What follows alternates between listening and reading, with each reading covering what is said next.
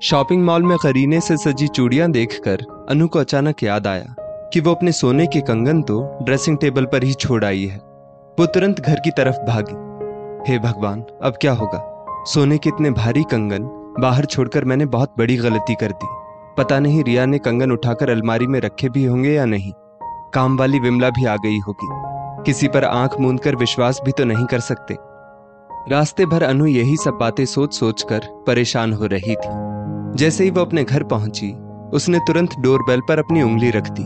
रिया ने दरवाजा खोला तो वो सीधे ड्रेसिंग टेबल के पास पहुंची, पर वहां पर बस सोने का एक ही कंगन था। अनु के तो मानो होश ही उड़ गए। मम्मी, मैं ट्यूशन जा रही हूं, कहकर 9 वर्षीय रिया घर से निकल गई। रिया के जाने के बाद अनु ने पूरा घर छान मारा, पर वो दूसरा कंगन कहीं नहीं मिला। तो उसके शक की सुई सीधा विमला पर जाकर ठहर गई। विमला उसके घर 3 साल से काम कर रही है। इस दौरान एक सुई भी घर से गायब नहीं हुई थी। फिर भी जरूरत और लाचारी कब इंसान को अपना ईमान बदलने पर मजबूर कर दे, कुछ कहा नहीं जा सकता। अनु के मन में ऐसे ढेरों सवाल चल रहे थे। दूसरे दिन जब विमला काम पर आई तो अनु ने सीधे सीधे एक कंगन के बारे में पूछा। विमला तो जैसे सकते में आ गई और फिर अपने आप को किसी तरह संभाला और भरे गले से बोली, आप मुझ पर चोरी का इल्जाम लगा रही हैं दीदी। चोरी का इल्जाम ना लगाऊं तो क्या करूं?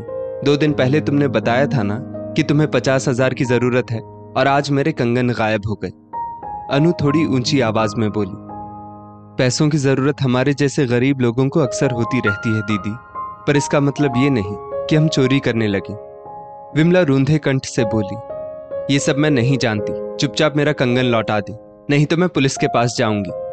अनु ने सख्त लहजे में कहा, मैंने आपके कंगन लिए ही नहीं हैं, तो मैं कहां से लौटाऊं? आप मेरे 16 दिन के पैसे दे दीजिए, मैं यहां काम नहीं करूंगी। विमला भी गुस्से में आकर बोली, कैसे पैसे? काम पर तो तुझे मैं अब ऐसे भी नहीं रखने वाली। मैं तुझे पुलिस को नहीं सौंप रही, इसे मेरी मेहरबानी समझ। अनु गुस्से में चिल्लाते हुए बोली, दीदी, आपने मेरे मेहनत के पैसे नहीं दिए, कोई बात नहीं, पर आपने मुझ पर इतना बड़ा इल्जाम लगाया, ये बात मैं कभी नहीं भूलूंगी। इतना कहने के साथ ही वो अपनी आंखों में अपमान के आंसू लिए एक झटके में वहां से निकल गई। एक दिन अनु रिया का होमवर्क करा रही थी।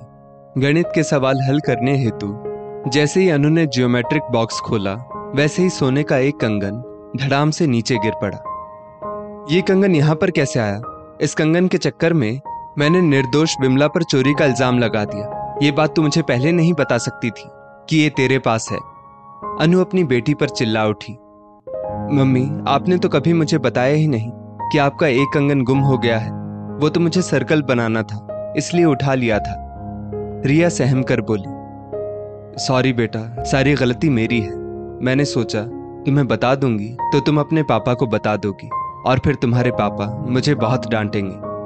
अनु पश्चाताप भरे स्वर में बोली, कंगन मिल जाने की उतनी खुशी उसे नहीं हुई जितना कि दुख उसे एक बेकसूर को कसूरवार ठहराने पर हो रहा था। विमला आंटी को अगर कंगन चुराना ही होता तो वो दोनों कंगन चुराती ना मां। ये बात आपके दिमाग में नहीं आई?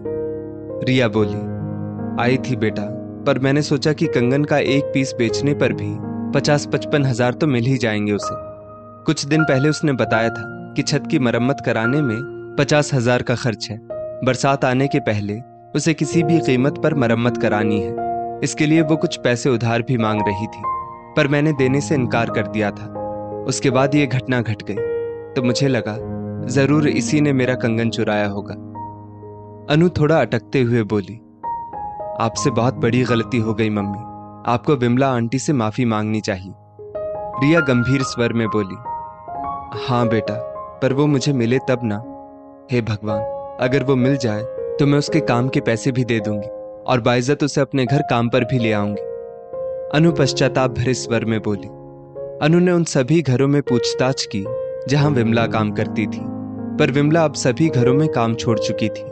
विमला की इस बदहाली का जिम्मेदार अनु खुद को मानने लगी। अगर वो विमला पर चोरी का इल्जाम ना लगाती और मोहल्ले में उसे बदनाम नहीं करती तो विमला को अपने काम से हाथ नहीं धोना पड़ता।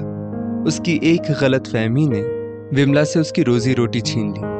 अनु को इतनी आत्मग्लानि हुई कि उसका मन उचाट सा हो गया। अब किसी काम में उसका मन नहीं लगता। पति और बच्चे बार बार समझाते, फिर भी उसका मन हल्का नहीं हुआ। जब तक उसे दूसरा कंगन नहीं मिला था तब तक वो कभी कभी विमला को कोस कर संतोष कर लेती थी, पर अब जब वो दूसरा कंगन मिल गया तो वो पश्चाताप की अग्नि में जलने लगी, जिसका प्रभाव उसके मन के साथ साथ तन पर भी साफ दिखने लगा था। अनु के पति भी उसकी हालत देखकर चिंतित रहने लगे। करीब 6 महीने बाद एक दिन विमला अनु को सब्जी मंडी में दिखी। उसे लगा मानो उसके हाथ अमूल्य हीरा लग गया हो। वो जाकर विमला के पास खड़ी हो गई। विमला सब्जी बेचने में मशरूफ थी। उसका ध्यान जब अनु पर गया तो वो झट से बोली, दीदी आप कैसी हो विमला? अनु ने आर्द्र कंठ से पूछा। अच्छी हूं, आपकी कृपा है, विमला ने सहज स्वर में कहा। पर अनु को लगा जैसे विमला ने तंज कसा हो। मुझे माफ कर दो विमला, मेरी वजह से आज तुम्हें सब्जी बेचनी पड़ रही है। मुझे वो एक कंगन मेरे घर में ही मिल गया था। मैंने तुम्हें ढूंढने की बहुत कोशिश की पर तुम्हारा कहीं पता नहीं चला। इतना कहने के साथ ही अनु ने अपने दोनों हाथ जोड़ दिए। नहीं नहीं दीदी, ये आप क्या कर रही हैं? मैं तो वो बात कब की भूल गई थी। कहते हैं ना, जो होता है अच्छे के लिए होता है। आज देखो ना, मेरा सब्जी का धंधा कितना अच्छा चल रहा है। विमला चहकते हुए बोली। थैंक गॉड, सब कुछ ठीक है। अनु अपने आप में बुदबुदाई। फिर उसने अपने पास से 2000 का एक नोट निकाला और विमला को देते हुए बोली, ये रख ले विमला, तेरे काम के पैसे। नहीं नहीं दीदी, रहने दो ना, विमला बोली। नहीं नहीं विमला, तुम्हें तो ये पैसे लेने ही होंगे, तभी मैं समझूंगी कि तुमने मुझे माफ कर दिया, अनु ने कहा। विमला ने वो पैसे रख लिए। अनु के सीने से एक भारी बोझ उतर गया। आज उसका मन बहुत हल्का लग रहा था। दीदी, आप यहाँ सब्जी लेने आई थी ना? विमला ने टोका। अरे हाँ, मैं यहाँ सब्जी लेने आई थी, तुम्हें देखकर सब भूल गई, अनु हंसते हुए बोली। बोलो ना दीदी, सारी सब्जियां हैं इधर, क्या क्या दूं आपको?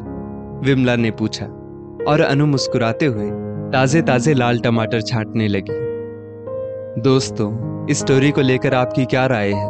नीचे कमेंट करके जरूर बताइएगा और ऐसी ही और भी बेहतरीन वीडियोस के लिए हमारा पेज जरूर फॉलो करें। धन्यवाद।